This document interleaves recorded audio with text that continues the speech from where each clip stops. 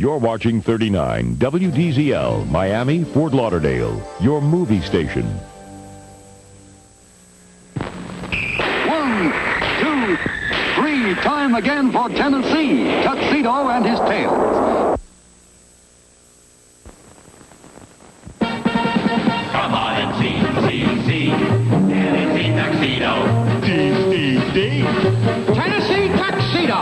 We will be parachuting for your pleasure, sailing seas in search of treasure, anything so he can measure up to man. That's Tennessee Tuxedo. A small penguin who tries but can't succeed, though he may fail.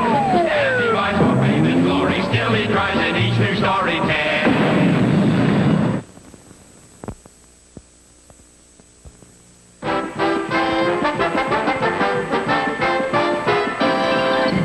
Hey, look at that, Tiger. Tennessee Tuxedo chosen police chief for Megapolis Zoo. I'm the guy they should have chose for that job. Maybe so, Jerry boy. But the only way you all might get the job now is if there's lots of crime in the zoo, and Tennessee can't catch the crook. That's it. We'll pull some robberies that'll make Tennessee look like a jerk.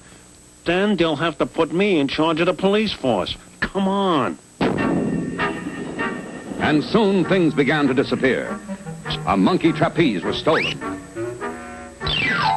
Elephant trunks were stolen. Beaver teeth were stolen. And finally, all the zoo citizens were angry at Tennessee Tuxedo.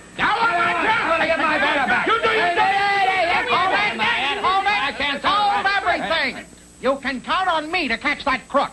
Tennessee Tuxedo will not fail. All right, men, I have set a trap for the crook.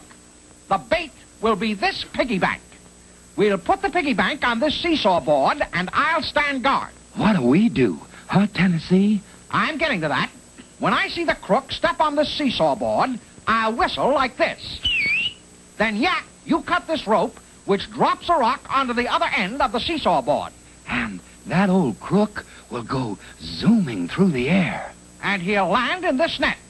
Baldy cuts the net rope And the crook in the net falls into this chute. he slides down the chute into this wooden crate where Chumley...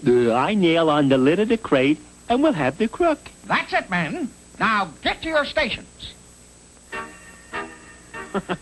Oh, boy. That trap will never work in a million years. Don't be ridiculous, Jerboa. This trap is foolproof. Oh, yeah? Well, suppose you just show me how it works. Okay, wise guy. When I see the crook step up here to get the piggy bank like this, then I just whistle like this.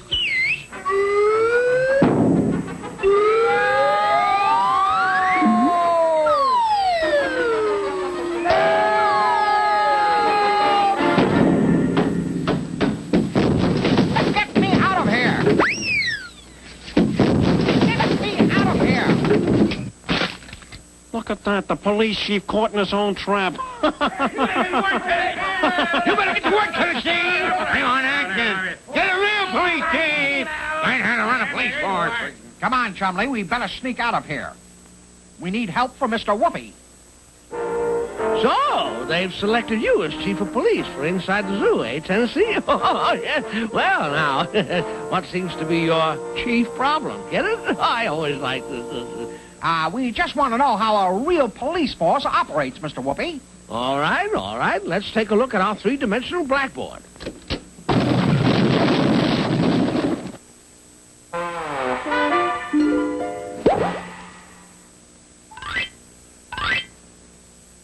Now, a police force may only be one man, such as a sheriff in a small town, or it may be thousands of men in a large city like New York. We only got 4 men, counting us 2. Yes, well, large police forces are organized into several divisions, such as the detective division or the communications division. But the real backbone of any police force is the uniform division. The real backbone, eh? Well, that sounds like us. Make a note of that, Chumley. The first thing we need is uniforms. Now, how does this uniform division operate? Well, the policeman makes his rounds either in a police car or on foot. He performs many services, giving directions to strangers or helping citizens in distress. But mainly, his job is to act quickly whenever there's trouble. Calling car 54, bank robbery at 5th and Main. The policeman has been thoroughly trained in how to answer such calls. When you hear a siren, you can help by pulling your car quickly to the curb and stopping, or if on foot, by staying on the sidewalk. He is ready to risk his own life to help others. And he knows how to overpower dangerous criminals. Also, he knows the importance of being careful in taking any prisoner. Gee, Mr. Whoopi, policemen are really great, huh? Oh, yes, indeed, Jumpy. We're very lucky in this country to have so many fine men serving us as police officers. Okay, Mr. Whoopi, I think we've got all we need for now. But wait, Tennessee, you can't.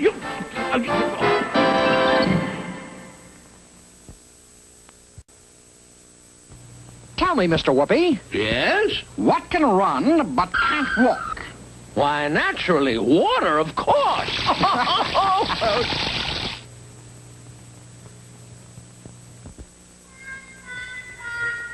All right, men, we're after a dangerous criminal.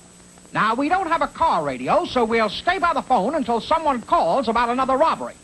Then, we'll rush outside, leap into our police car, and hurry to the scene of the crime. So he wants a phone call, huh? Well, we'll give him a call, but just watch what happens when he answers it.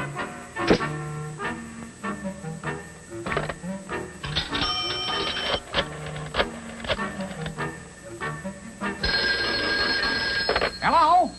What? Robbery at the Beaver Pond. We'll be right there.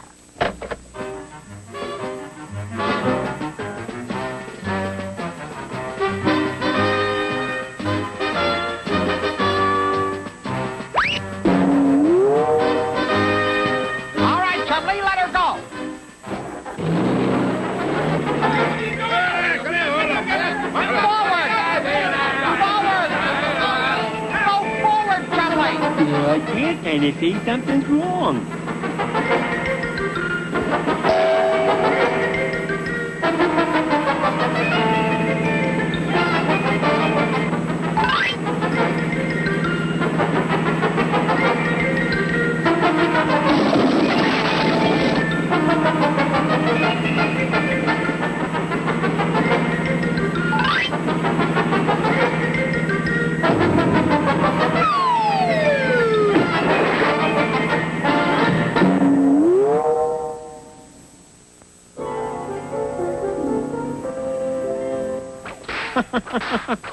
Those guys wrecked almost everything in the zoo, and everybody is mad.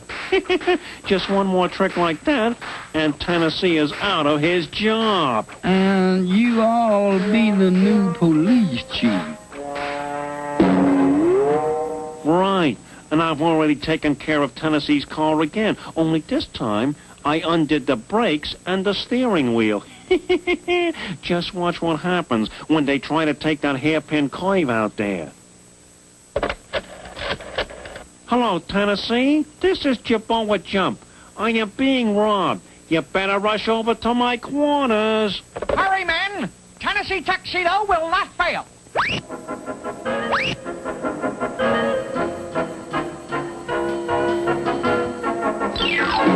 It's Jeroboam Jump's place. Chumley, hurry, but watch out for that curve up ahead. I said, turn! Won't time, Tennessee. Not at all. You were wrong, Jeroboam. They made the turn. And they're headed right for us. The brakes, Chumley, the brakes! There aren't any, Tennessee. It won't stop.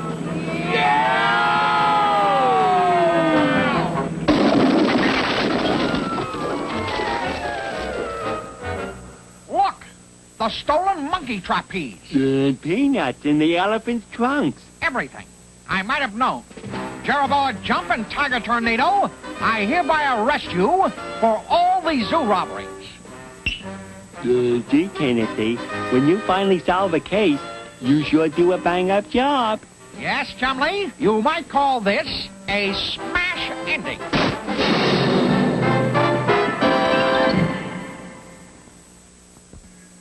Tennessee and Chumley will be right back with more cartoon fun.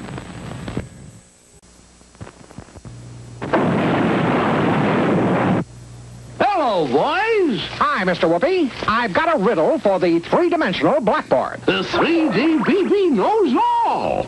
Okay, what has a foot at each end and another foot in the middle? That's easy. A yardstick.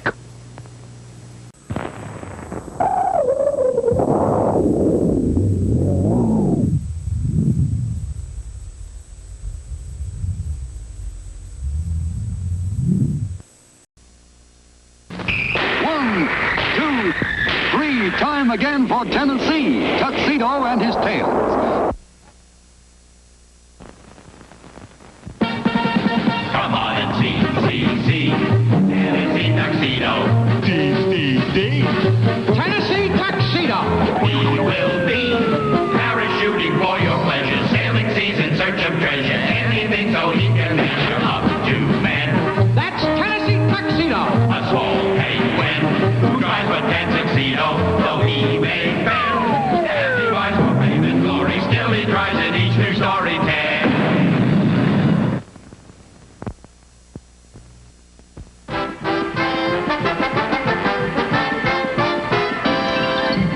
Have some more fish, Tennessee?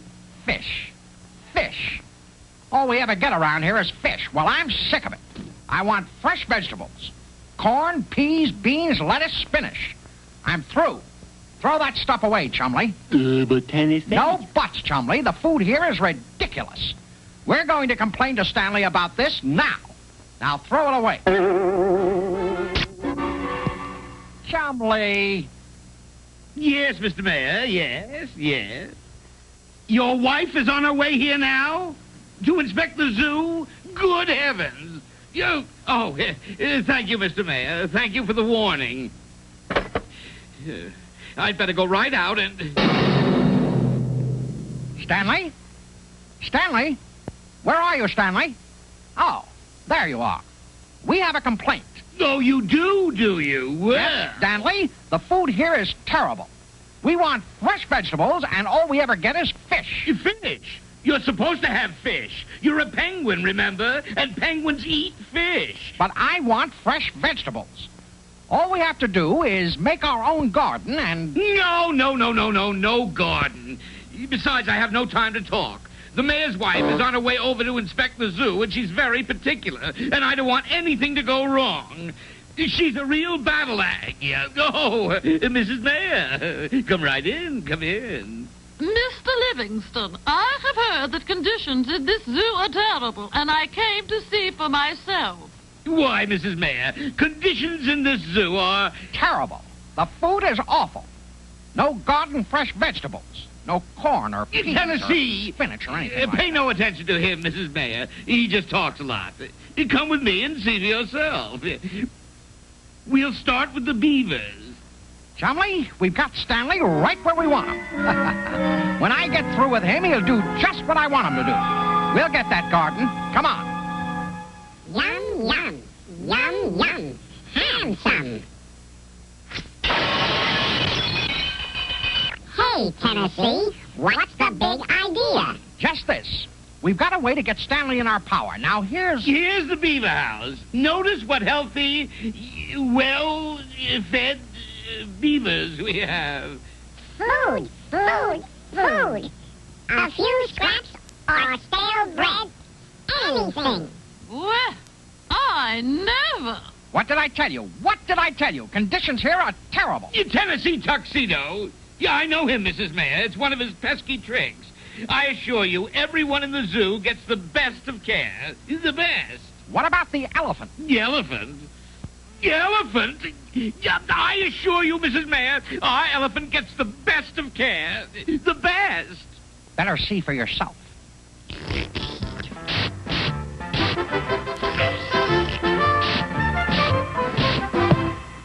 Hey, what's the big idea? I'm sorry, Peanuts, but Tennessee has a big plan. Right.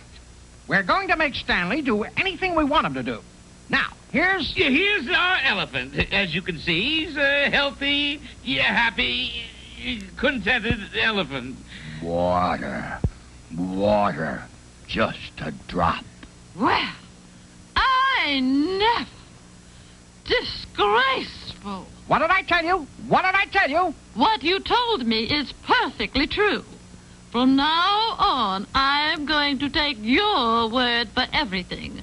And if anything goes wrong, I want you to call me, and I'll see that we get a new keeper for the zoo. Certainly, Mrs. Mayor, I'll take care of everything. Everything. You Tennessee Tuxedo, I'm going to... Stanley, I'll call Mrs. Mayor. No! Now we're going to have some changes around here. Ice cream 3 times a day. Chocolate cake? Right. And soda with every meal. Lots of candy? But most important, lots of nice fresh vegetables from our own garden. No, never. No gardens, I refuse. Stanley, I'll have to call the mayor's wife. No, not that. But I don't know anything about gardening. Neither do I, but I know where to find out. And while we're gone, sweep up around here. Won't you, Stanley?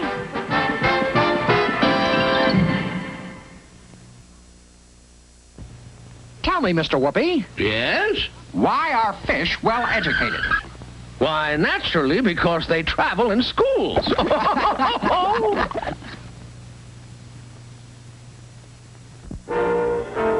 So you see, Mr. Whoopi, we'd like to learn about growing vegetables. Well, got a touch of the old green thumb, eh?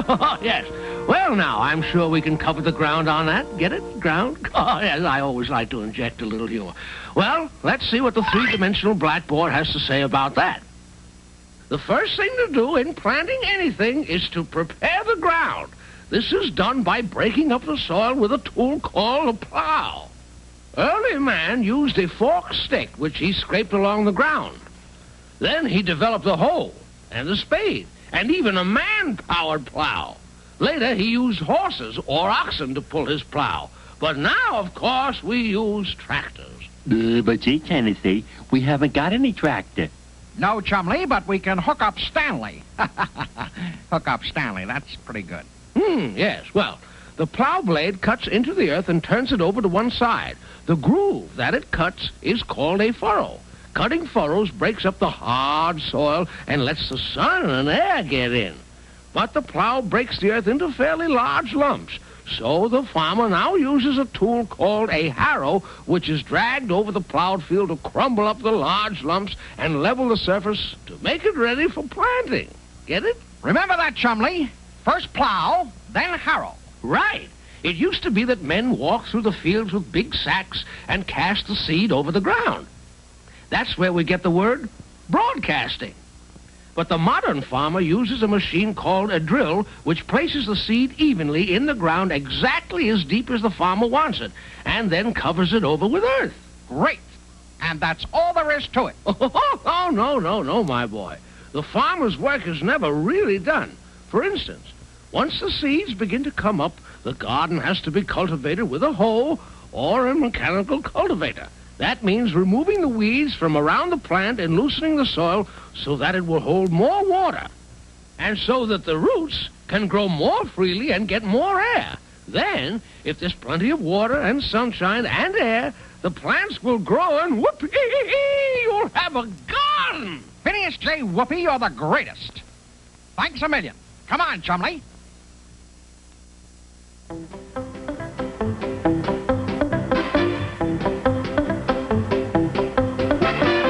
This is the life, Chumley. Stanley's so afraid I'll get him in trouble with the mayor's wife, he'll do anything I say. Oh, Stanley, now that you've finished the plowing, run on up and get us some ice cream. It's very hot. Tennessee, one of these days. Stanley, I'll have to call the mayor's wife and tell her. No, don't do that. Oh, one of these days, the mayor's wife will go on a trip or something, and Tennessee won't be able to call her. And then... Yeah, hello. Oh, Mr. Mayor. What? Your wife has gone on a trip around the world and won't be back for a year? Oh, thank you, Mr. Mayor. Thank you. All right, Stanley, where's our ice cream? There isn't going to be any ice cream. Stanley, I gave you an order.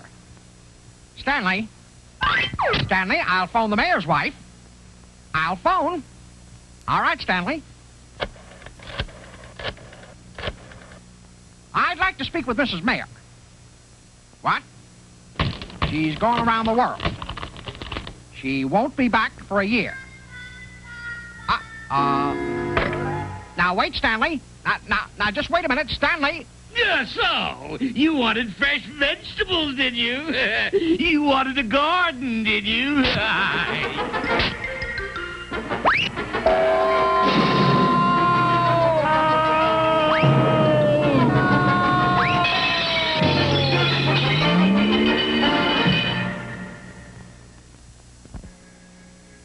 Tennessee and Chumley will be right back with more cartoon fun.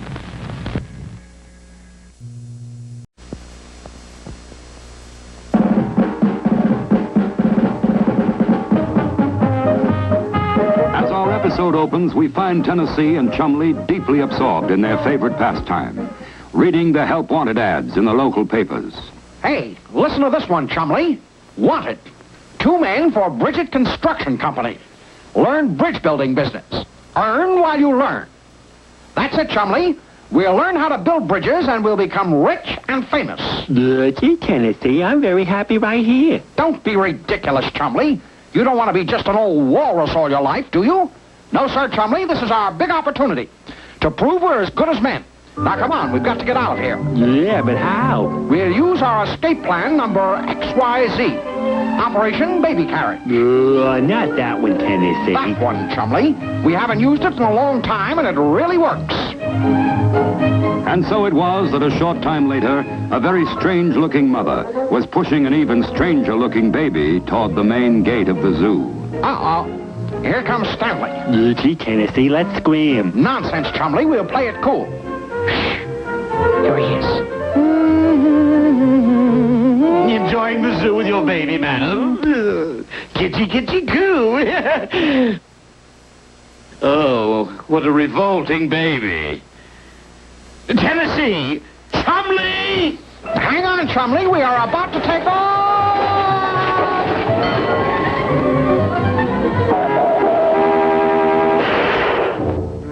All right, Chumley, we got away. Now let's get out of these clothes and get that job. Very well, you're hired. You are now employees of the G. Washington Bridget Construction Company.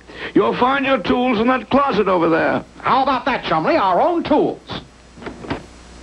This is not quite what I had in mind. Meanwhile, as Tennessee and Chumley were about to clean up in the bridge building business, events were taking place in an apartment across the city, which were going to have a great effect on our heroes. Now, here's the plan, Leadfoot. You're going to drive the getaway car. Four Eyes, you're going to be the lookout, and Slugger and me'll knock off the bank. Got it? Check. Okay, but what's the getaway route? When you leave the bank, you go straight ahead and then turn left. Then right again, then left. Then right again, then left, then right, then straight, then a fast right, and... What happened? I missed a turn. Then we end up on the old river road that runs alongside the river. And we cross the river and get clean away. Yeah, but how are we going to cross the river? There ain't no bridge there. There will be by the time we pull this job. I'm going to take care of that right now. And just as Rocky was leaving his apartment, Mr. G. Washington Bridget was leaving his office. I'm going out to lunch. You two mind the office. Hey, Tennessee, that's the boss's chair. I know it, Chumley. I just want to see what it'll be like when I'm the boss. You the boss? Well, that is... Want a bridge built right here by 3:15 this afternoon. But you don't understand. I'm... Listen, Bob, it says on the door you build bridges, so I want you should build me one. But, Never mind the but, just build me the bridge. And if you don't... Gee, Tennessee, what do we do now? We don't know how to build a bridge yet. No, but we'll learn how fast. We'll go see Mr. Whoopi. Yeah, he knows everything.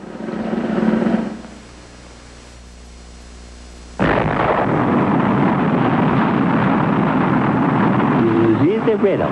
What is it that has 18 legs and catches flies? What is it that has 18 legs and catches flies? I know. A baseball team.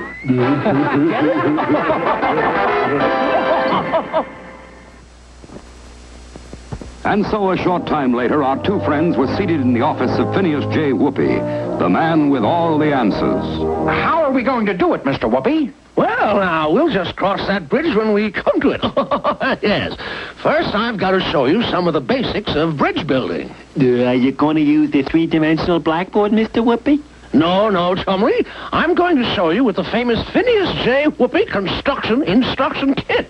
What kind of a bridge do you want to build? The kind that crosses rivers. Oh, of course, my boy. But there are many kinds. Let's see. There's stone arch and steel truss and cantilevered and bascule and suspension and pontoon. What's the biggest and the best? Well, most of the really big bridges today are suspension bridges. Then that's what we want. I don't know, my boy. They're pretty complicated structures. Just look here. Say this is one bank of the river. And over here on the other side of the desk is the other bank. Now, you'd have to erect two steel towers, one here and one here. So. How high do they have to be? Well, it all depends on the size of the bridge. The ones that hold up the Golden Gate Bridge in San Francisco are 746 feet high. Wow. Then between these two towers, you'd have to hang huge cables like this. They have to be very big. Some of them are 3 feet thick. Now, you'll notice that from these main cables, there are smaller ones hanging down. These are attached to the girders which support the concrete roadbed. In other words, the bridge is suspended from the big cables. That's why it's called a suspension bridge. Precisely, my boy. Well, how long are these the hanging bridges? Well, the Golden Gate Bridge is 4,200 feet between the towers. Gee, Mr. Whoopi, we don't need anything that long. Well, now, how about a nice steel truss bridge? It's a very popular model, and it's much simpler to build. First, you put steel beams across. But even steel, strong as it is, could break under the weight of traffic. So it needs to be braced. The framework of steel which braces it is called a truss because of the way it's designed. It is very strong and light and can carry a great deal of weight. Fine, but it doesn't look very easy to build. Well, let's see. You'll need steel and rivets and cranes to move the steel. Whoa! We've got to have that bridge up by 3:15. We can't do all that by then, and if we don't, there must be some kind of bridge we can build. There is, my boy. The first bridge ever built, thousands of years ago. Well, gee, it must be pretty rotten by now. Chumley, what is it, Mr. Whoopi? What? Well, it's very simple. First, you take your base... And so a short time later, our two bridge builders were down by the riverside. According to the map, this is where we want to build a bridge. Gee, Tennessee, who'd want a bridge here, huh? Ours is not the reason why, Chumley. The customer is always right. Now, start chopping. The bridge is coming down, coming down, coming down. The bridge is coming down. My village.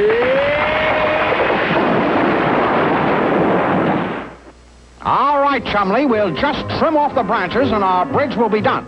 And so Tennessee and Chumley worked on unaware that at that very moment, Rocky Maninoff's bank robbery was going off according to schedule. Okay, you guys, close your eyes and count up to 10. Let's go, Slug. Step on it, Lightfoot. Turn left. Turn right. Left. Left again. Straight. Right. Sirens. Coppers. Don't worry, we'll lose them at the river. They don't know about the bridge. Yeah, this is the place. Turn here.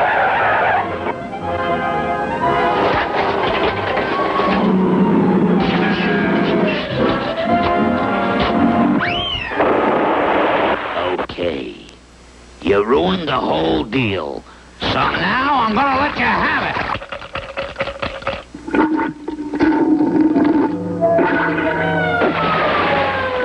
All right, you bank robbers. Put up your hands. You're under arrest. Bank robbers? Our bridge helped capture bank robbers. We'll be heroes.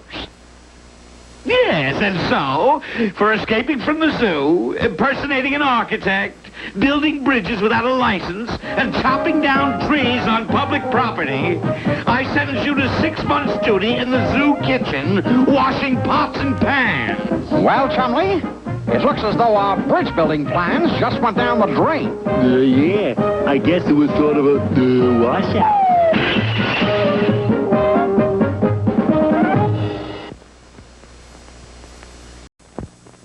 Time again for Tennessee, Tuxedo and his tails. Come on and see. Tennessee Tuxedo. Tennessee Tuxedo. We will be parachuting for your pleasure, sailing seas in search of treasure, anything so he can measure up to man. That's Tennessee Tuxedo. A small penguin who drives a tuxedo, though he may fail. As he rides for fame and glory, still he tries in each new story tale.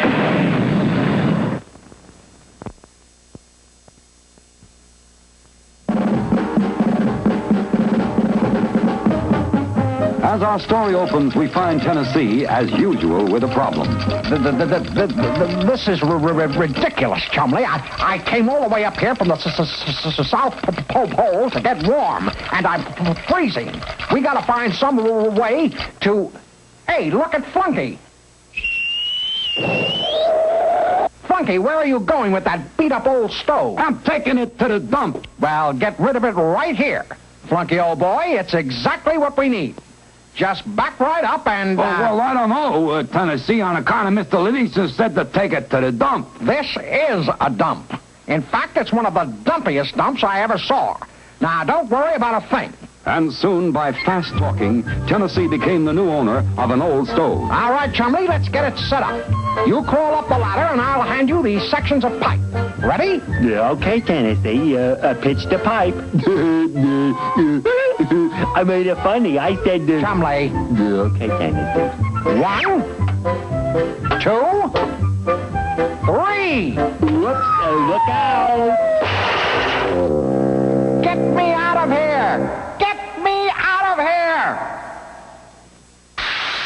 Now, just you watch it, Chumley. If there's one thing I can't stand, it's a butter-fingered walrus. Okay, Tennessee. Chumley, is the stovepipe all clean? I don't know. I'll see.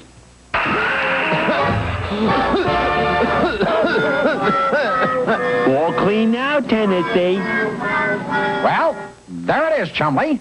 All set up.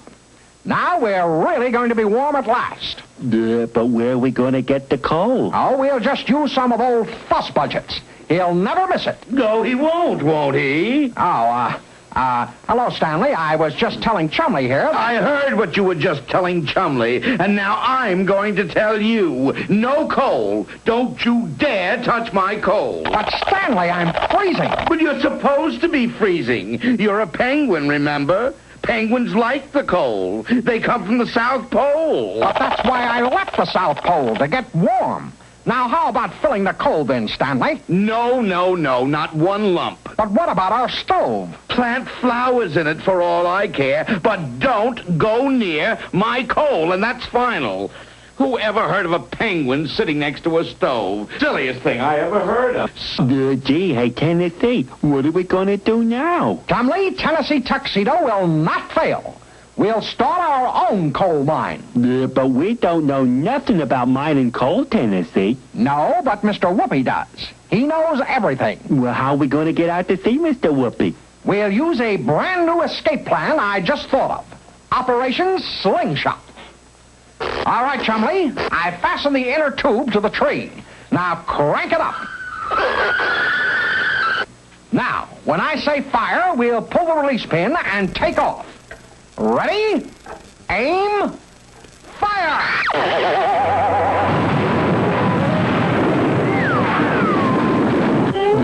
thought you said we were going over the wall. We'll just have to set our sights a little higher, that's all. Ready? Aim. Fire.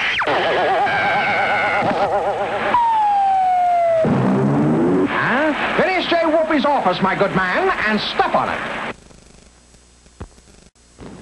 Do you have a riddle, Chumley? Yeah. Why isn't my nose 12 inches long? Because that would make it a foot.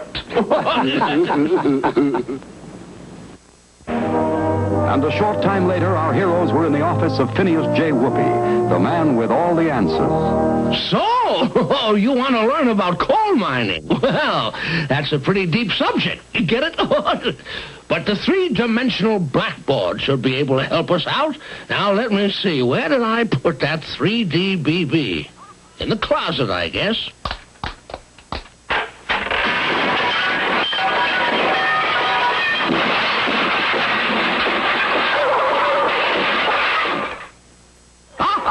Yes, here it is.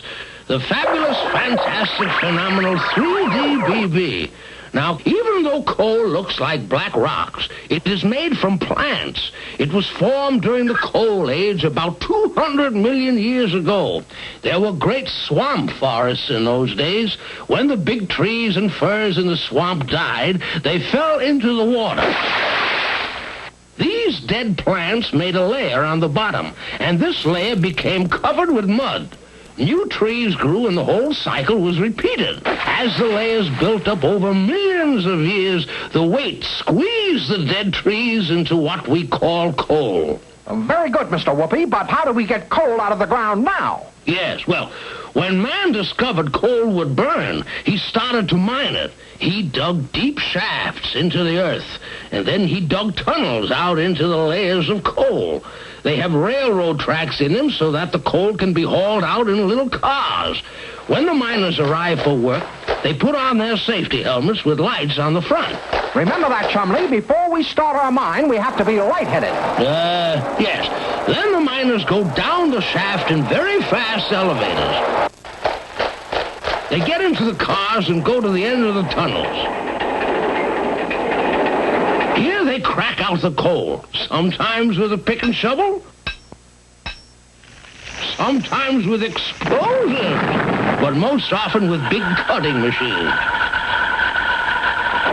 When the cars are full, they are hauled up to the top of a building called a breaker and dumped.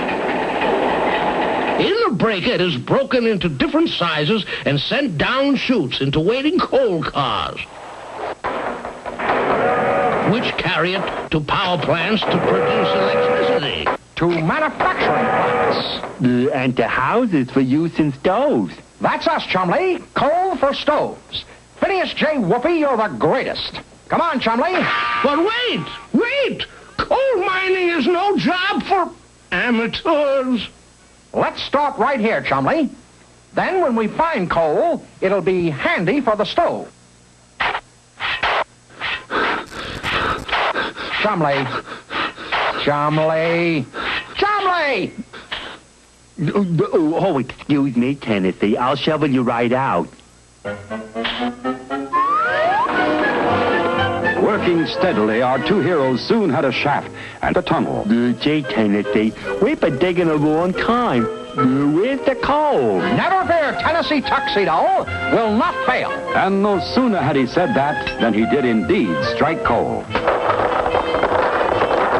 What did I tell you? Coal, Chumley. Black diamonds. I guess we'll show Stanley Livingston a thing or two. Yes, he'd show Stanley all right, because what he had done was to dig his tunnel right into Stanley's coal bin. Using a wagon and a bucket, they soon had all Stanley's coal in their own coal bin. Well, Chumley, that ought to do it for the time being. We'll just pull this old carpet over the shaft, so if Stanley comes in, he won't start asking questions. But Stanley in his office was already asking questions. Flunky, what's happened to the new furnace? It's freezing in here. We're all out of coal. Impossible. I just had the coal bin filled. Well, it's empty now, boss. Somebody dug a tunnel and hauled it all away. Somebody dug it. Now, who would do a thing like that? Who would... Tennessee Tuxedo. Oh, wait till I get my hands on him. This is the life, Chumley. If Stanley could only see us now. Yeah, I do see you, Tennessee, and that's my coal you're burning. Ha! The joke's on you, Stanley. We dug a tunnel and mined our own coal. You tunneled right into my coal bin. That's what you did. Oh, Now, wait, Stanley, wait. We just wanted to keep warm. Warm, is it? I'll keep you warm, all right. And Stanley kept his word. Well, this is a hot one, Chumley. Gee, Tennessee, you said you wanted to keep warm. Chumley, sometimes you really burn me up.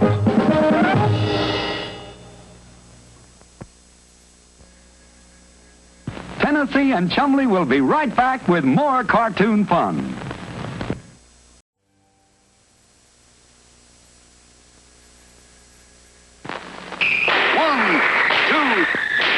Time again for Tennessee, Tuxedo and his tails. Come on and see, Tennessee Tuxedo. Tennessee Tuxedo.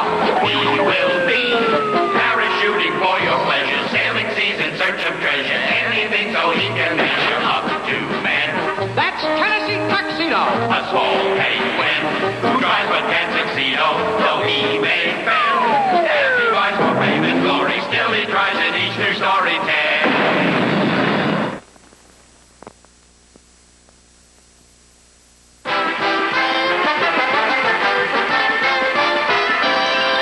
Telegram for Freddy Cat at Megapolis Zoo. I'm Freddy Cat. This is to inform you that you have just inherited your uncle's house in the Texas oil fields. Come at once. Right in the middle of the oil fields. Boy, you'll be rich. Wait, there's more. P.S. The house is haunted. Not me. I'm not going. Not to any haunted house. You gotta go. You gotta go. You do. What are you You gotta. talking about? You hear that, Tiger? Here's our chance to pick up a couple of oil wells real cheap. Frankly, kid, I don't blame you. I wouldn't go to no haunted house neither. But you see, I'm your friend, right? I'll give you $10 for the house and the land, okay? Gee, Jabbar, that's mighty nice of you, 'cause I sure don't want that haunted house. I'd be afraid all the time. Wait a minute. Wait just a minute. Now, look, Freddy Cat. There's no such thing as a haunted house. You gotta go down and claim that house and land. Now, here's what... No, I won't. I'm afraid. You've got to go. No. Yes. No. Yes. Yes. No. Yes. No. Yes. No. Yes. No. Yes. Yes. No, no, no, no, no.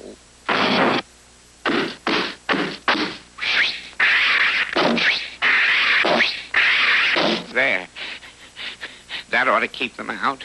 Now, look, Freddy Cat, you've got to go.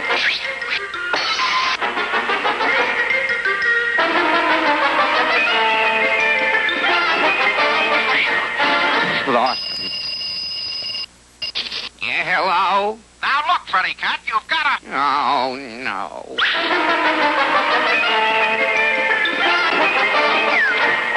Now, look, Freddy Cat.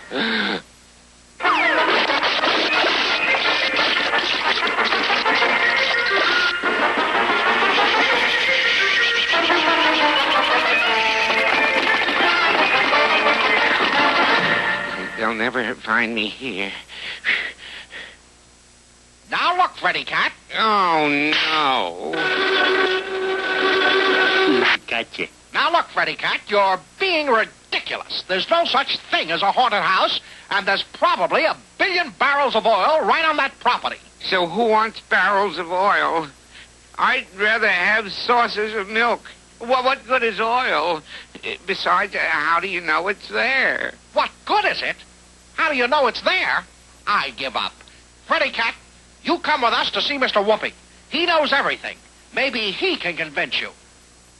Oil, is it? Well, now, that's a pretty slippery subject, isn't it? Oh, yes. But I think the three-dimensional blackboard can show us a few things about oil. Now, the first thing to know is that the kind of oil we are talking about is called petroleum, which means rock oil.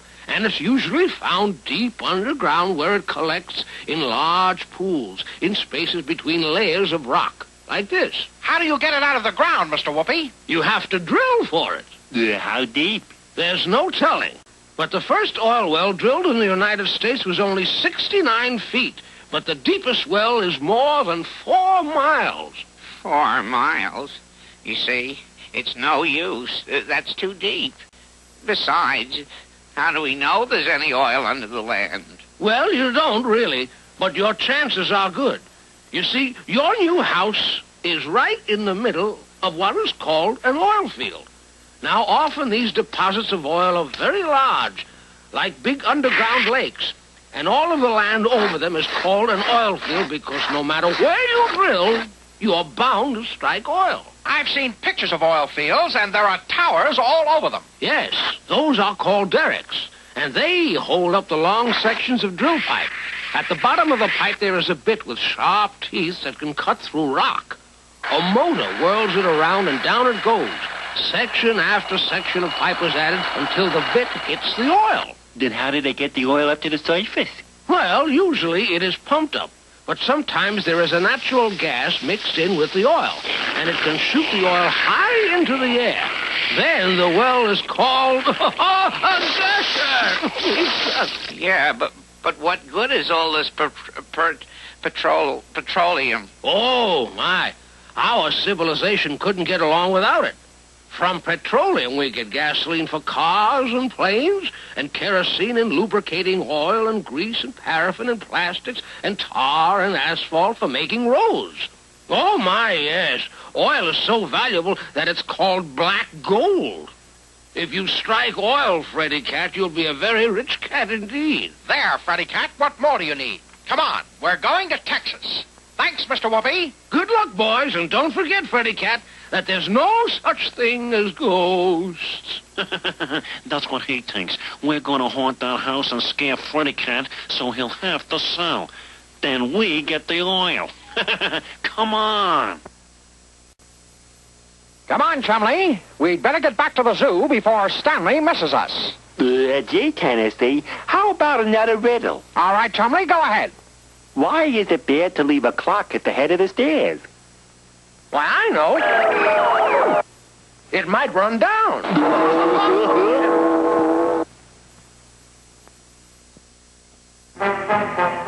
Arriving at the house long before Tennessee and Chumley and Freddy Cat, the two villains set up haunting headquarters in the attic. There, I think we're all set. Oh, just in time, too. Here they come. We'll give them a welcome they won't forget. Well, here we are. Now, that doesn't look like a haunted house, now does it? It does to me. Let's go. Don't be ridiculous. Look, there's an oil derrick right in the front yard.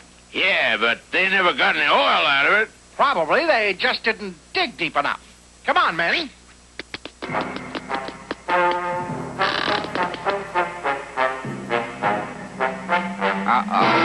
That does it. So long, Tennessee. Yeah, so long. Oh, no, you don't. That moaning was just the wind. Now, Chumley, put our suitcases in that closet over there. Okay, Tennessee.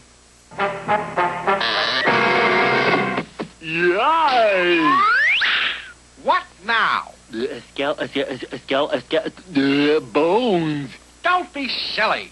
There's no skeleton in the closet. See, it was just your imagination. Now, let's have lunch.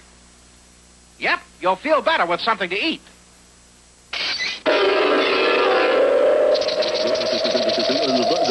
Look. Table. Move. Across the room.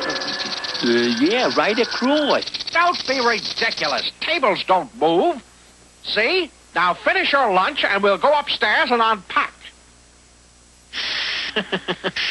This'll scare 'em silly. We'll just cover ourselves with this flour and then get down and knock on the door. See who's at the door, you guys. Who could it be?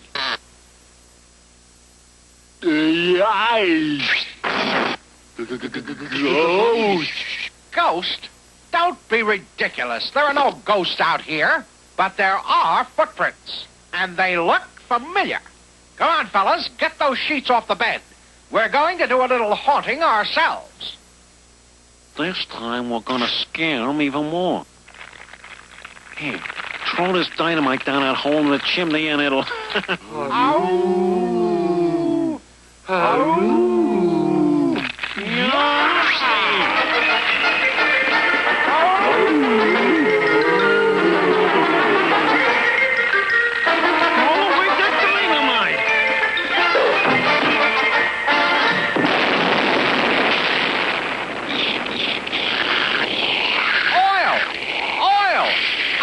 A gusher! Well, we got rid of the ghost and struck oil at the same time. You're really rich now, Freddy Cat.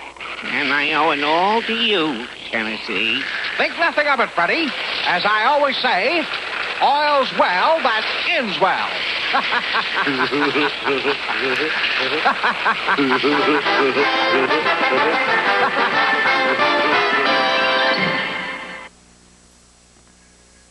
Tennessee and Chumley will be right back with more cartoon fun. 1, 2, 3, time again for Tennessee, Tuxedo and his tails. Come on and see, Tennessee Tuxedo. Tennessee Tuxedo. He will be parachuting for your pleasure, sailing seas in search of treasure, anything so he can measure up to man. That's Tennessee Tuxedo. A small penguin who drives a tuxedo, though he may fail. As he rides for fame and glory, still he tries in each new story tale.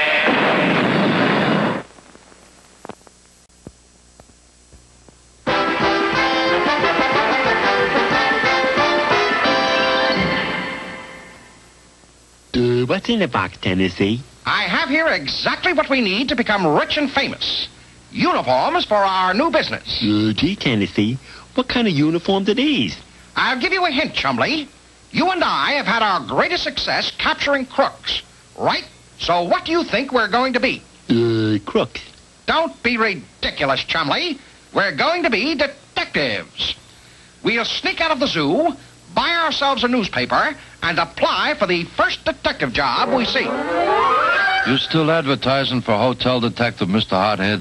Of course. If we don't get a detective soon, we'll lose all our guests. We can't go on having our rooms robbed. Yeah, but who'd answer your ad after what happened to the other detectives you hired? Someone might hear you. But it's all over town, Mr. Hothead. Everybody knows. Who'd be nutty enough to apply here for a hotel detective's job? We've come to answer your ad. I'm Tennessee Tuxedo, and this is my partner, Chumley. We're first-class detectives. Gee, a penguin and a walrus yet. You wouldn't hire them, would you, Mr. Hothead? You're hired. And your first job is to watch this man. He looks harmless to me. Well, he's not. His name is Slippery Hood, and he's a known crook. From the first day he took a room here, we've been having robberies. But we never catch him in the act. I get it. You want us to follow him and catch him stealing something. Yes, and you can start right now. He should be up in his room. That's his room over there, Chumley. I guess he's inside, huh, Tennessee? Good detectives don't guess about anything. They check and double-check, like this. Ow! Yes, he's in there all right. We'll keep our eyes glued to that door. So now they got a penguin and a walrus to watch me. Boy, are those two in for a surprise. Watch that door every second, Chumley. Tennessee Tuxedo will not fail. Oh, what are you boys doing? Shh. There's a dangerous crook in there, little old lady. We're making sure he doesn't get out without our knowing it. My, what dangerous work.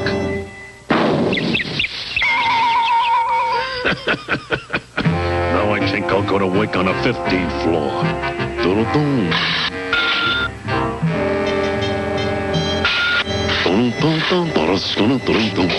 So, here you are, lying down on the job. And Slippery Hood just robbed every room on the 15th floor. Quick, Chumley, after him. No. He's back in his room by now. And this time he'd better not get by you. Chumley, there's only one way Slippery Hood could have escaped. He must have sneaked out the window. So here's what we'll do. You go upstairs to the room over this one, drill a hole in the floor, and watch Slippery Hood. If he starts out, phone me and tell me whether he's using the window or the door. Okay? Okay, Tennessee. Gee, I can't see a thing through that little hole. Hey, that's better. I'll bet Tennessee will be proud of me the way I use my head.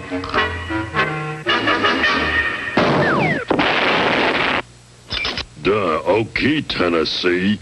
Hurry up to this room right away. Coming, Chumley. Tennessee Tuxedo will not fail.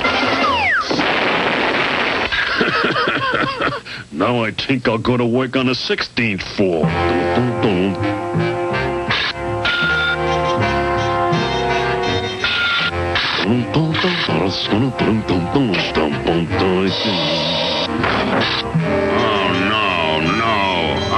Detectives and I get sleeping beauties. What happened? Slippery Hood just robbed every room on the 16th floor. Now I'm warning you two. If he leaves that room again, you'd better be following him. Sure, Mr. Hothead. This time he won't get away. Chumley, I'll sit by this phone while you take that other phone out the window. Crawl over to Slippery Hood's window and watch him. But Tennessee, that window is 19 stories high. There's a nice little ledge to walk on. Don't worry about a thing. Oh, no. Help, no! No, stop, no,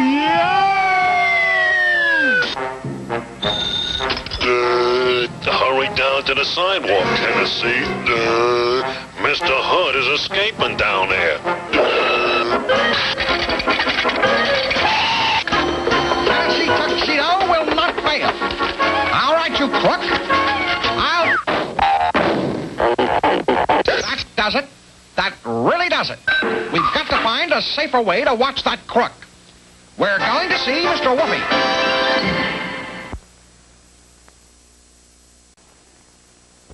Come on, Chumley. We'd better get back to the zoo before Stanley misses us. Gee, Tennessee, how about another riddle? All right, Chumley, go ahead. What letter is never found in the alphabet?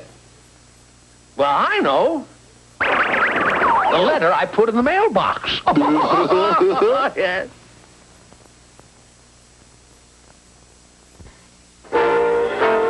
And when we tried to wash him through the window, we got all banged up. Well, now, that sounds like a very painful duty you're performing. Get it? Oh, yes. Well, what you need is something that brings Slippery Hood's room closer to you so you can watch without being there. But what could do that, Mr. Whoopi? Why, a telescope, of course. A telescope? Yes, indeed. You can sit in the room across the street and keep an eye on Mr. Hood all the time. But the room across the street is a long way away. How does the telescope work? Well, a telescope has two lenses. The one at the far end is called the object lens. Actually, the telescope substitutes this object lens for your eye. And since it's larger than your eye, it can see more. Sure. I can see that. Yes, of course. The object lens collects the light rays coming from the object you're watching. It bends the light rays toward the other, smaller lens. And that's the one you put your eye on, huh? Yes, Tennessee. That's called the eyepiece lens. It spreads out the light so that you can see an enlarged image of the object you're watching. But gee, Mr. Whoopi, how do you hold the two lenses? Oh, you don't, my boy. The lenses are held in two or more sliding tubes like this. The tubes are movable so that you can make the telescope longer or shorter in order to properly focus it. Just look through this at Chumley. He's all fuzzy looking. Oh, that's right. Now slide the tube slowly. Zowie, it clears right up. Phineas J. Whoopi, you're the greatest. We're going out and buy the biggest telescope we can find. Are you all set, Chumley? Yeah, Tennessee. I can see Mr. Hood just fine through this big telescope. All right, Chumley. Keep watching and call me the minute he starts to leave. Okay, Tennessee. Gee, Mr. Hood is putting on different clothes. He's dressing up like a little old lady. What is it, Chumley? Mr. Hood is dressed like a little old lady, and he's leaving by the door. I see. Dressed like a little old lady, and he's... I see him, Chumley. Get over here and help me. Stop, you crook. You're no little old lady. Stop.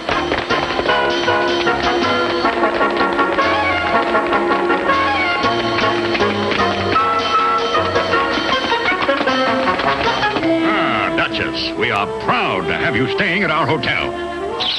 I'm charmed to be here, Mr. Hothead. No, I'm a little tired and... What was that? Now I've got you. Take off that wig, you crook. Stop! That's the Duchess, you numbskull. Stop it! I got him, Tennessee. Slippery Hood ran right into me. You nincompoops! You're going back to the zoo where you belong. Well, we didn't get rich being detectives, but now we got a new business. Hurry, hurry, hurry. Just 10 cents a look. See the planet, see the moon. Just 10 cents a look through this giant telescope. Don't miss it. Like he always says, Tennessee Tuxedo will not fail.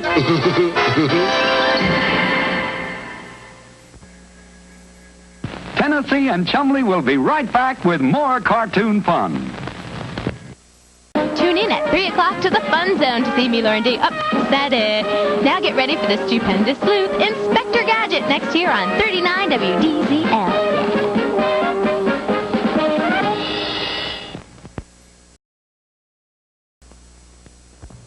Come on, Chumley. We'd better get back to the zoo before Stanley misses us. Gee, Tennessee, how about another riddle? All right, Chumley, go ahead. If a blue stone falls into the Red Sea, what will it become? I know. Wet.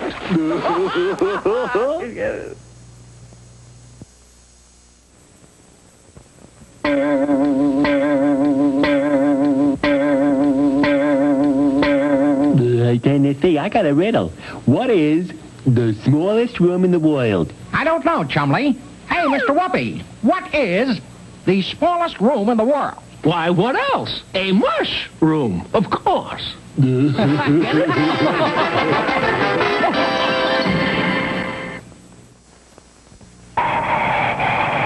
Mr. Whoopi, I've got a riddle. What do they call a person who keeps borrowed books? What's that? He said, what do they call a person who keeps borrowed books? Oh, they call him a bookkeeper.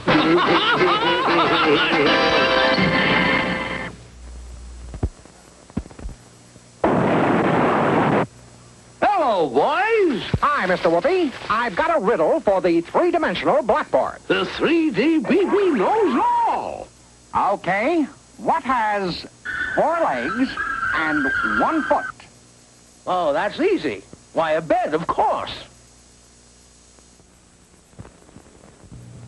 Come on, Chumley. We'd better get back to the zoo before Stanley misses us. Gee, Tennessee, how about another riddle? All right, Chumley, go ahead. 10 birds on a wire, scare one away. How many are left? I know. None. They all fly away.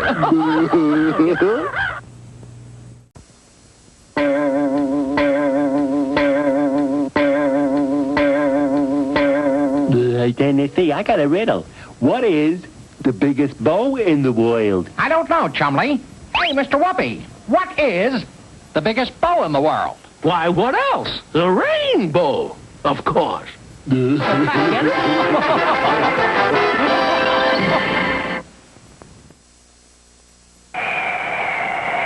Mr. Whoopi, I've got a riddle.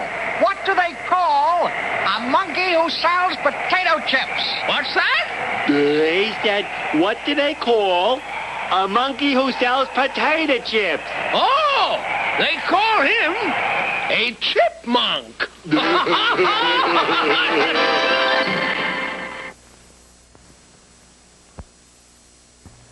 Tell me, Mr. Whoopi. Yes? What can run but can't walk? Why, naturally, water, of course.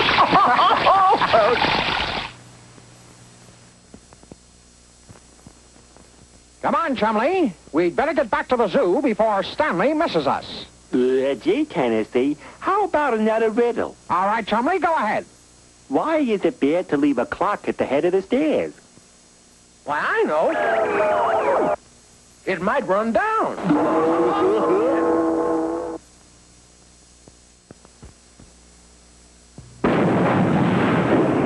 Hello, boys. Hi, Mr. Whoopi. I've got a riddle for the three-dimensional blackboard. The 3D BB knows all. Okay.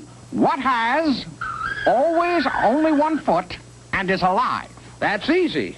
Your leg, my boy.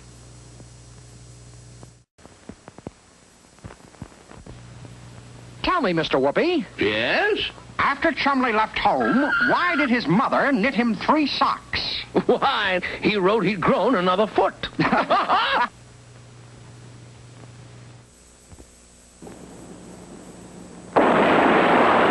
Hello, boys. Hi, Mr. Whoopi. I've got a riddle for the three-dimensional blackboard. The 3D BB knows all. What has 6 feet, 1 tail, and 4 ears? That's easy. A man on horseback.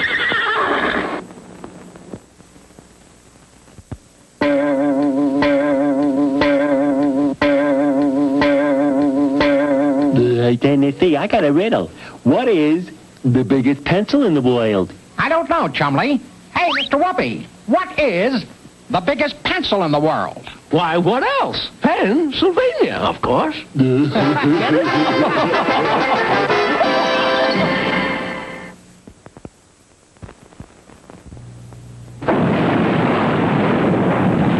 Hello, boys. Hi, Mr. Whoopi. I've got a riddle for the three-dimensional blackboard. The 3D BB knows all. Okay. What has a head and a tail, but no body? That's easy. A penny, of course. Come on, Chumley. We'd better get back to the zoo before Stanley misses us. Gee, Tennessee, how about another riddle? All right, Chumley, go ahead. What letter is never found in the alphabet? Well, I know. The letter I put in the mailbox. Yes. Wait, Mr. Whoopi. I've got a riddle. What do they call a cat who drinks lemonade? What's that? He said, what do they call a cat who drinks lemonade? Oh, they call him a sourpuss.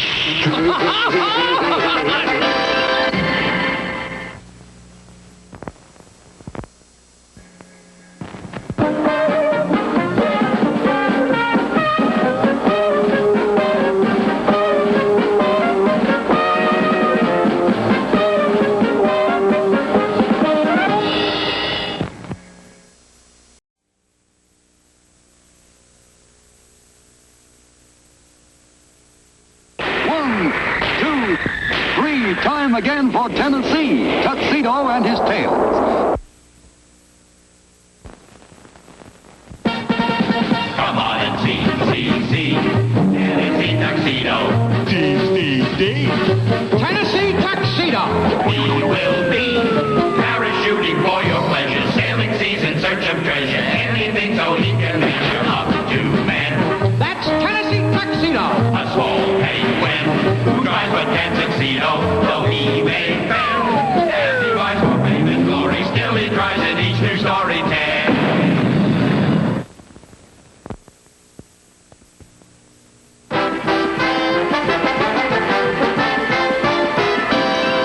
One day, Tennessee and Chumley, in an effort to get out of work, sneaked away from the Megapolis Zoo and went down to the waterfront. This is the life, Chumley. Nothing like the sea air to make you feel full of vim, vigor, and vitality, eh?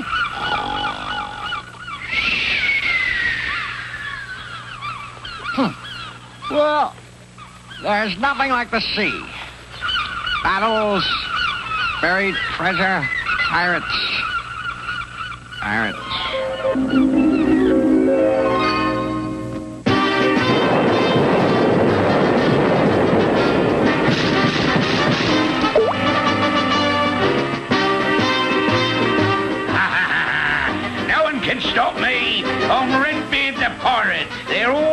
lie to me? Can no one stop that tyrant? He sinks ships right in our own harbor. There must be someone in my kingdom who is not afraid of Redbeard. Find him! Yes, Your Majesty. Right away, Your Majesty.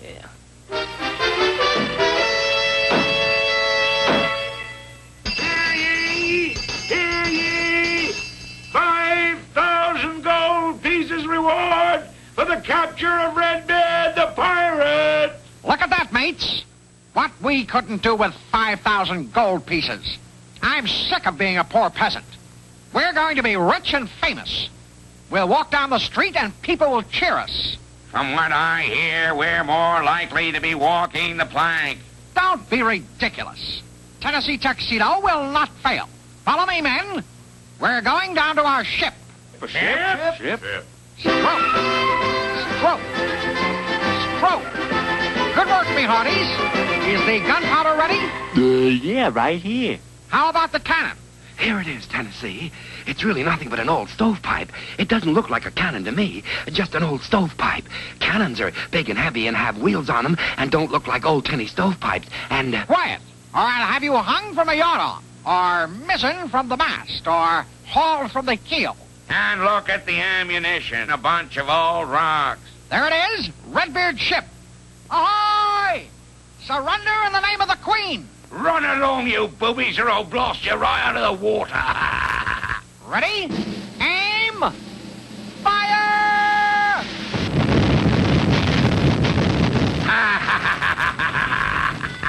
Don't laugh. We'll be back.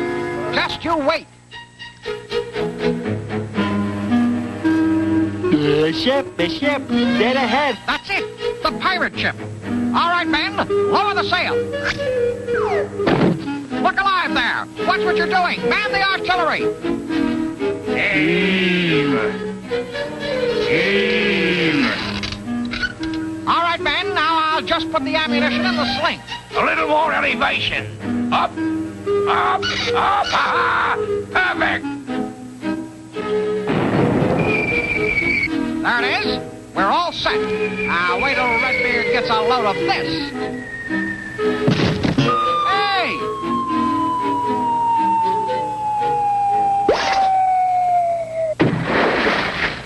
Man the lifeboats. Man the lifeboats. Just shut up and swim. So long, you landlubbers. I'm off to the Flotsam Island. All right, so he got away. Yeah, a long way away. How we gonna get him now? Simple, men. All we need is a bigger boat. Yeah, and where are we going to get it? From the Royal Navy? Ha-ha. Right. We're going to see the Queen. Not me. Off with their heads. Throw them in the dungeon. I'm not gonna go see the Queen. Don't be ridiculous. Follow me, men. Well, do you have a riddle, Chumley? Yeah. How can 5 men stand under one umbrella and still nobody gets wet? Because it isn't raining.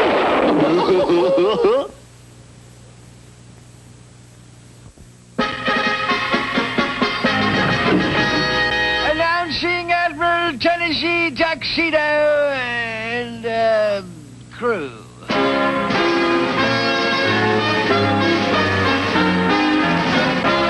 Tennessee Tuxedo at your service. We have come to answer your poster. Good. We wish you well. Should you succeed in finding Redbeard, we will see that you get the reward. Consider it done. There is only one trouble. I need a boat. Ship. But, Your Majesty, surely you're not going to entrust one of our ships to a penguin? We like the cut of his jib. He shall have his ship. But if you fail, I shall have you locked in the dungeon forever. Is that clear? Tennessee Tuxedo shall not fail. All right, Admiral, you've got your ship. Now all you have to do is find out how to get where you're going. Nothing to it. We'll just ask the first person we come to out there. Nobody to ask. Nothing out there but water. Then we'll follow a path. No paths. Nothing but water, water everywhere. No people, no paths, no signs. That does present a problem. Gee, Tennessee, look at that sign. It says Phineas J. Whoopi, ye all know-it-all. Problem solved while ye wait. Good work, Chumley. Let's go see him. And that's our problem. How to get to the Flotsam Islands when there aren't any roads or signs or anything. Well, now, what you boys need to do is learn a little navigation. Navigation? Navigation. It's the method sailors use to find their way around the ocean. How does it work? Well, there are several kinds of navigation. There's celestial navigation, which uses the stars as guideposts, and there's piloting, which uses landmarks as guideposts. Then there's another form of navigation I'm going to show you, which is called dead reckoning. Now, the first thing we need is a chart. Mark that down, Chumley. Chart. What's a chart? A chart is a map of the ocean, like this. We also need a compass and a clock. Now, supposing we want to go from this seaport here to this point out in the ocean. First, we draw a straight line between the 2 points. So, that line is called our course. It tells us in what direction to sail. See? On the chart, there is an arrow to show us where north is. Now, we look at our line and see that it points west. So we know that to get to where we want to go, we must sail west. That is our course, and the compass here enables us to make sure we stay on that course. The line also tells us how far we have to sail. What about the clock? Well, we use the clock to tell us when we get to where we're going. How does it do that? Did the alarm go off? Oh, no, my boy. It works like this. If the distance you have to go is 100 miles and your speed is 10 miles an hour, then you know that in 10 hours you'll be exactly where you want to be if you stay on the course. Phineas J. Whoopi, you're the greatest. Thanks a million. Come on, men. All right, men. So far, so good. Let me see that chart. According to this and the clock, we should be pretty close to Redbeard right now. Get him, man! Tuxedo boys!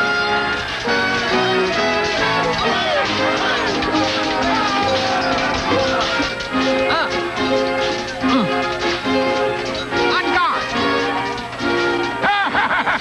I've got you now! I've got you now! I've got you now! I've got you now?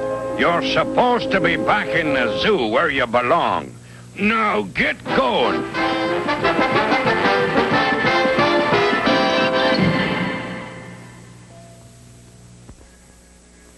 Tennessee and Chumley will be right back with more cartoon fun.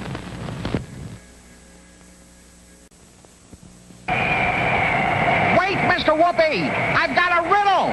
What do they call a monkey who sells potato chips? What's that? He said, what do they call a monkey who sells potato chips? Oh, they call him a chipmunk.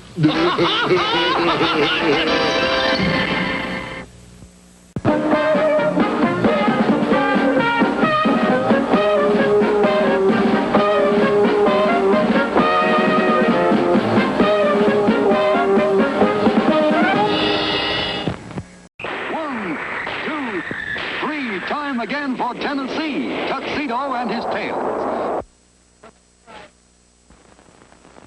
Come on and see, Tennessee Tuxedo. Tennessee Tuxedo! He will be parachuting for your pleasure, sailing seas in search of treasure, anything so he can measure up to men. That's Tennessee Tuxedo! A small penguin who drives a tan tuxedo, though he may fail. As he rides for fame and glory, still he tries in each new story tale.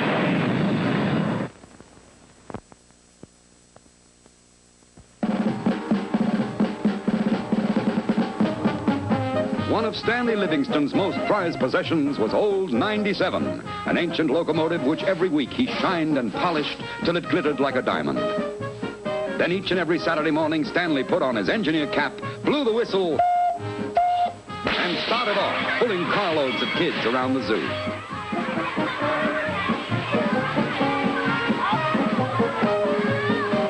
It was the high point in Stanley Livingston's week. However, one Friday afternoon, a sign was nailed up at the entrance to the zoo. It read, "Notice, no train ride this Saturday. Engineer going out of town." And a short time later, Tennessee and Chumley entered Stanley Livingston's office. You can take that sign down, Stanley. Chumley and I will be glad to take over and run the old 97 tomorrow. Oh, no. Tennessee, don't you go near that locomotive. Ooh, I shudder to even think of it. But think of all the kids, Stanley. Think of the No. I'm going to be back next Friday, so they'll only miss one ride. Meanwhile, don't you go near that train. Now, out.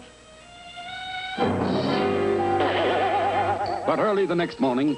Chumley, when he realizes what we've done, he'll thank us for not disappointing all those kids. Besides, I always wanted to be an engineer. Well, there she is, Chumley. Gee, Tennessee, she's not even on the track. Don't be ridiculous, Chumley. She's on a side track. Now, see this switch? I'll just pull this lever, and when we start up, we'll roll right out onto the main track. Now, let's get her started up and take a trial run before the kids get here. But we don't know how. Nothing to it, Chumley. I've watched Stanley do it 100 times. And soon they had the engine all fired up and ready to go. All right, Chumley, we're ready to roll. Give us a toot on the tooter.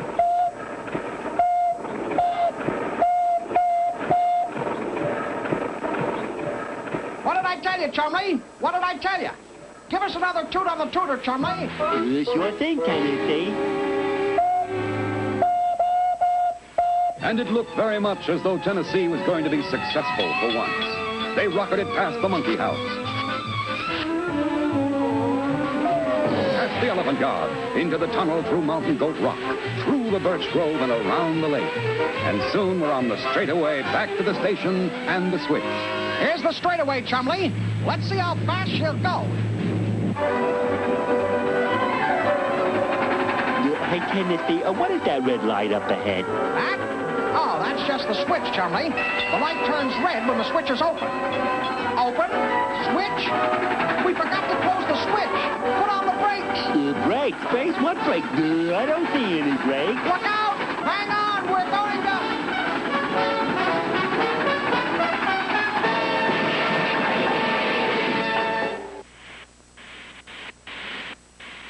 Gee, Tennessee, what a wreck. Just a few pieces jarred loose, Chumley. Nothing serious, Chumley. We'll have the old 97 back together again in no time. Yes. And so our two heroes started to work repairing the old train, and soon had it looking as good as new, almost. There we are, Chumley. Stanley will never know the difference. Yeah, but what about all these parts that are left over? Oh, well, they can't be very important. Forget them. We'll just fire her up and back up to the station. But try as they might, they couldn't make the old 97 budge an inch. She just sort of stood there and simmered.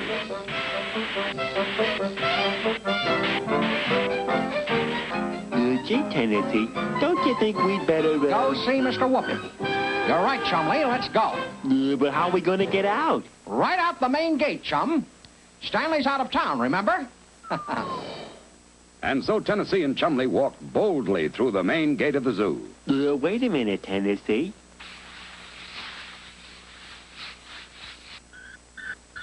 No train this Saturday. Big wreck. Chumley, come on.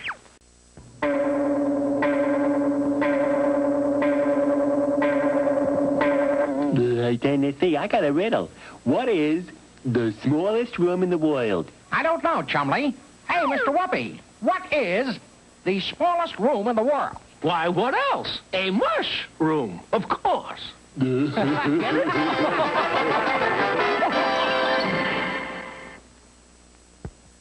And soon they were seated in the office of Phineas J. Whoopi, the man with all the answers. And it just won't work, Mr. Whoopi. Yeah, and it better wait before Mr. Livingston gets back. Yes. I imagine he'll be pretty steamed up. Get it? Yes.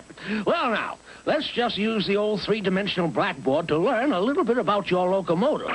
It's really just a steam engine on wheels. You see, when water is heated, it turns to steam. The steam engine works on a simple principle that steam occupies much more space than the water it came from. 1 quart of water makes hundreds of quarts of steam. The expanding steam furnishes power or pressure to run the engine. Very simple. Not to me. Well, then here, let me show you. First, let's start with the water. We have to have something to put it in, and this is called a boiler. That's the long part of the engine. Right, my boy, right. And it is filled with water. Now, to turn the water into steam, we need heat. So at one end of the boiler, there's a firebox with a very, very hot fire. But how come the fire is at one end and the smokestack is at the other? Good point, good point. Connecting the fire to the smokestack are a lot of pipes that run right through the water in the boiler. The smoke and hot gases from the fire go through the pipes and heat the water, turning it into steam. Then the engineer... That's me. Yes. The engineer opens a valve which lets the steam go down here to the piston. Let's take a closer look. First, the steam goes in this side and pushes the piston this way. Then it goes in the other side and pushes the piston back. That's what makes the engine go choo-choo-choo. The pistons are connected to the big drive wheels, and as the pistons go back and forth by way of the connecting rods, they make the wheels go round, and round, and round, and so puff, puff, toot-toot, off we go. Phineas J. Whoopi, you're the greatest. Thanks a million. Come on, Chumley. Once back in the zoo, Tennessee and Chumley went right to work, using the information which the whoopee had given them. All week long, they welded and riveted and hammered and filed until on Friday, just before Stanley was to return, they were finished. Done, Chumley, and just in the nick of time. Come on. We'll take her for a trial run before Stanley gets here. But at that very moment... No train this Saturday. Big wreck. Wreck? Tennessee! Chumley! All right, give us a toot on the tooter, Chumley.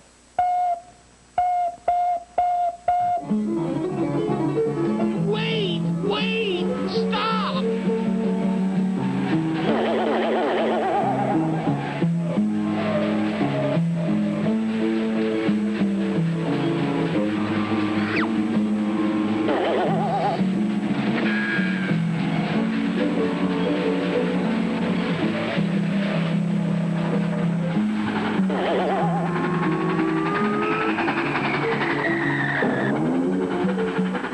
Here's the straightaway, Chumley. Now, let's see how fast she'll go. Hey, Tennessee, there's that red light again. I told you before, Chumley. It means the switch is open. Open? Chumley, we forgot to close the switch. Put on the brakes. Brakes? Brakes? What brakes? I don't see any brakes. Oh, boy, here we go again.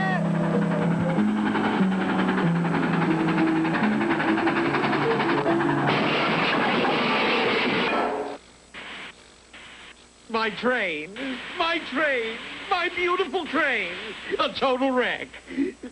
So, you want to play train, do you? Well, I'll fix that.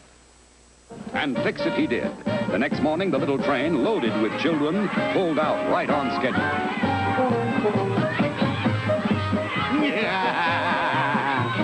You always said you wanted to be a trainman. I said I wanted to be an engineer, not an engine.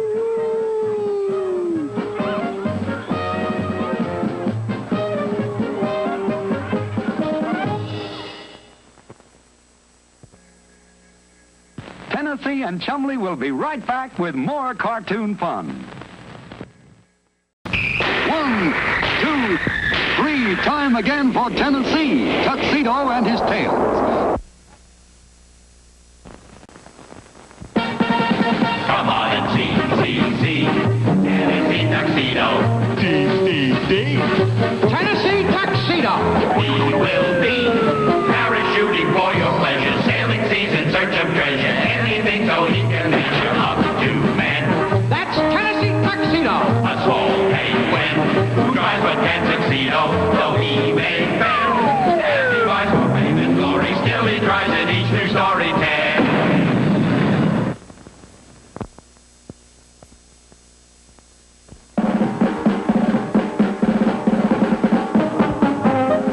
Tennessee Tuxedo had long been the star attraction at the Megapolis Zoo, but suddenly people weren't watching him anymore. Now all the visitors to the zoo were watching the zoo's newest occupant, Jerboa Jump, a rare jumping mouse transferred from the Brooklyn Zoo. What's the matter, kid? You sore 'cause I'm getting all the attention? Look at that, Chumley. A mouse getting more attention than me, Tennessee. I tell you, I won't stand for it. I've got to do something to draw attention to myself. Gee, Tennessee, that's easy.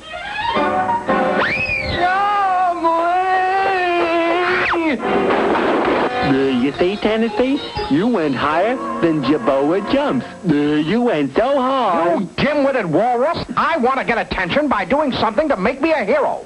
Then people will come to see me instead of Jerboa Jump. But gee, Tennessee, what you gonna do? I don't know, Chumley, but I'll think of something. And at that very moment, the answer to Tennessee's problem was entering the zoo. The mayor's here! Open the front gates! The mayor's here!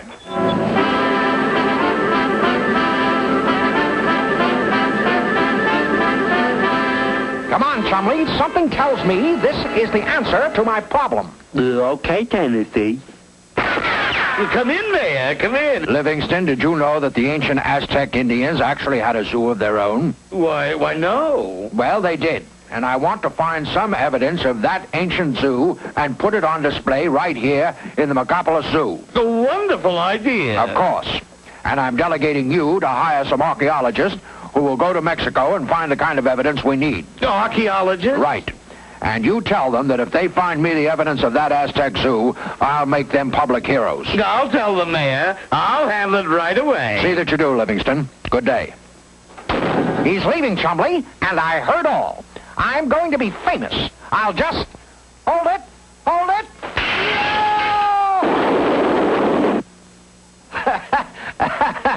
Good morning, Stanley. I hope you don't mind my dropping in like this. My window. You broke my window. Now, hold on, Stanley. I heard what the mayor said about finding evidence of an Aztec zoo in Mexico, and I'm just the man for the job. You? Now listen to me, Tennessee. I'm hiring trained archaeologists. Now, out! Get me out of here! Get me out of here! That does it. I'm going to find that Aztec evidence before Stanley's hired men get a chance. But first, we've got to get out of here and go to see Mr. Whoopi. This calls for my newest escape plan, number 604.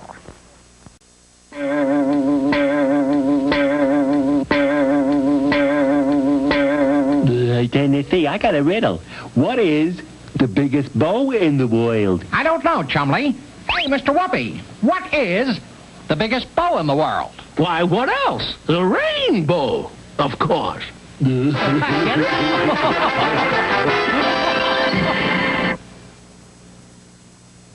Now, these old tires and these two sliding boards will do the trick. We just get inside the tires, roll down the sliding board, up the other one, and then we'll fly right over the fence. The fly? But where's the airplane that goes with these wheels? Don't be ridiculous, Chumley. Just get into that tire. That's it. Now, let's go.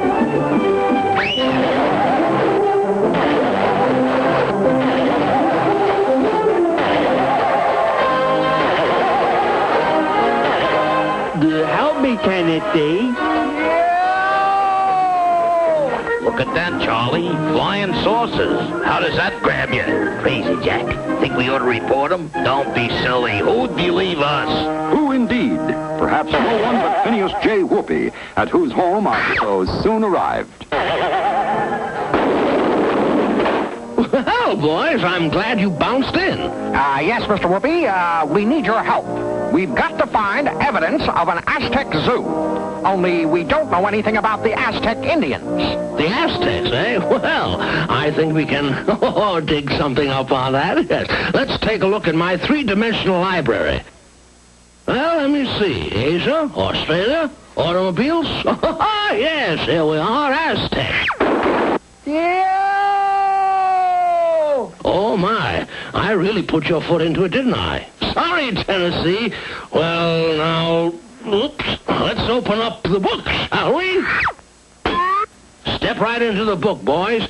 These 3D books really give you the feel of history. Well, now, it was about the year 1200 that the Aztec Indians moved down from North America into what is now Mexico. The Aztec Indians had bows and arrows, while the other Indians had only clubs. So the Aztecs always won the battle. All right, wise guys. Let's don't make this a sore subject. Go ahead, Mr. Whoopi. Oh, yes. Well, by the year 1400 or so, the Aztecs and their better weapons had conquered almost all of Mexico. They called their capital city Tenochtitlan. Tenochtitlan was a very lovely city. Many of the buildings were made of light-colored stone, which shone in the sunlight. There were lovely homes and beautiful temples. Gee, Mr. Whoopi, they must have had a lot of rain. The streets were all flooded. Oh, no, Chumley. These are canals. The Aztecs used canals instead of streets. I wonder if their throughways were slippery when dry. Oh, yeah.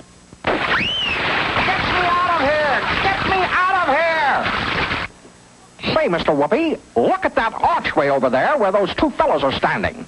What do those pictures on the archway mean? Well, you see, the Aztecs didn't have any alphabet like we do. They wrote with pictures. That's the Aztec Zoo. The zoo? Remember that, Chumley. Remember how it looks. Now, one last thing, Mr. Whoopi. You don't hear about the Aztecs today.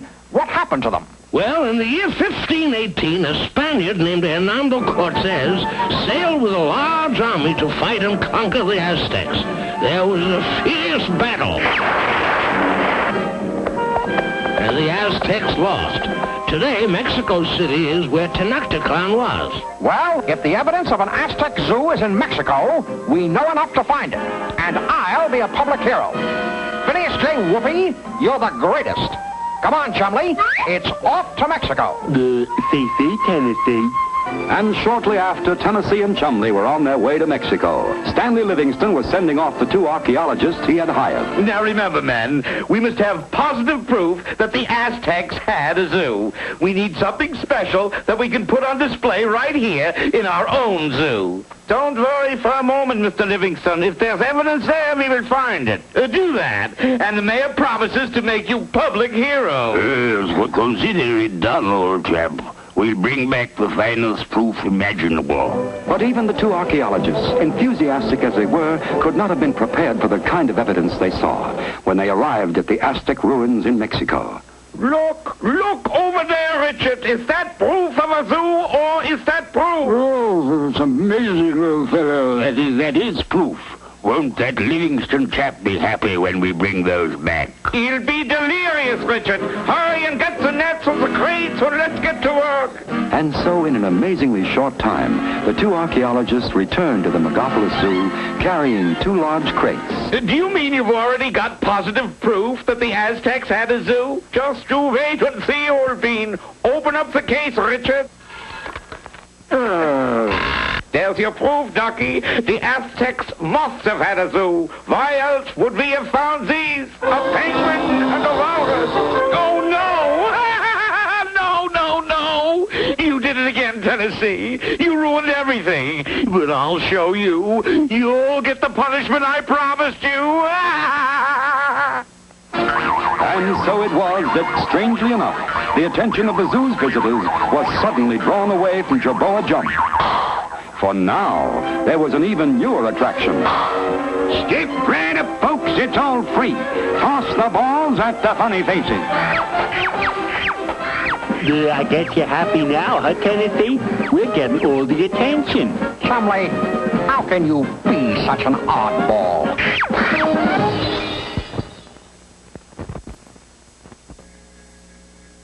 Tennessee and Chumley will be right back with more cartoon fun.